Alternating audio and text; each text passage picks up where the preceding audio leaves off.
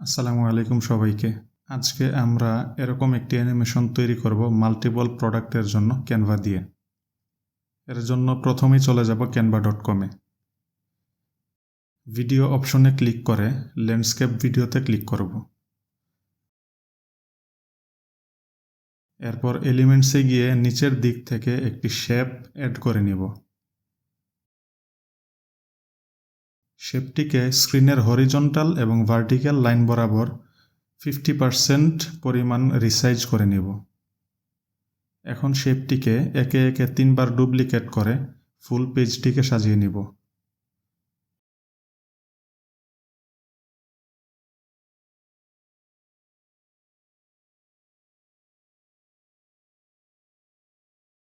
এক এক করে প্রত্যেকটি শেপের কালার চেঞ্জ করে নিব এবং আমি যে কালার ইউজ করছি সেগুলোর কোড ডেসক্রিপশন বক্সে পেয়ে যাবেন।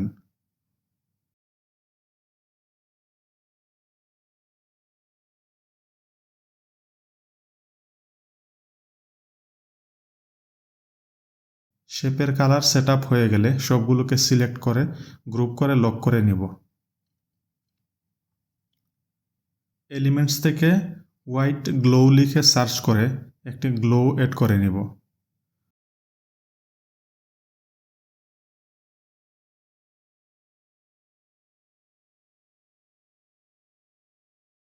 গ্লোটিকে ডুপ্লিকেট করে প্রত্যেকটি শেপের উপর সেট করে নিব।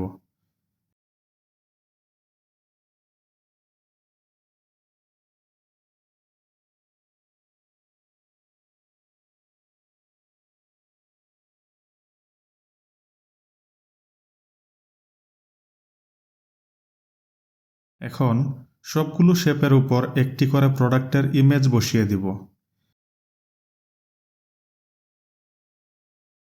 এক্ষেত্রে আমি ক্যানভা লাইব্রেরি থেকে ইমেজ নিচ্ছি। আপনারা আপনাদের নিজস্ব প্রোডাক্ট ইমেজ বা ক্লায়েন্টের দেওয়া ইমেজ ব্যবহার করবেন।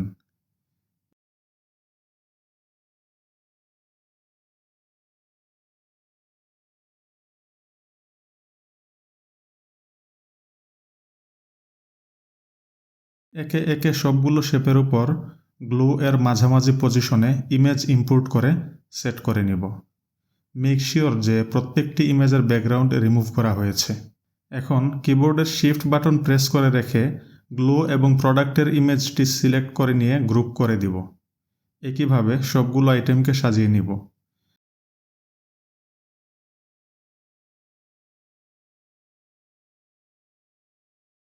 এখানে ক্লিক করে এডিটিং টাইমলাইনটি জুম করে নিব।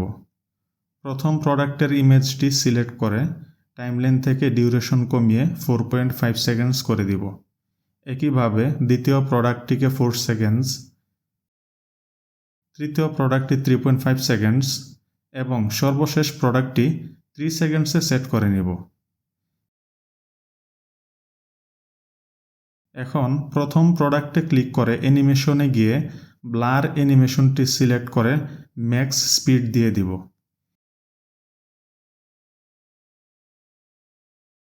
একইভাবে সবগুলো প্রোডাক্টের ইমেজেই ব্লার অ্যানিমেশন সিলেক্ট করে স্পিডকে সর্বোচ্চতে সেট করে নিব।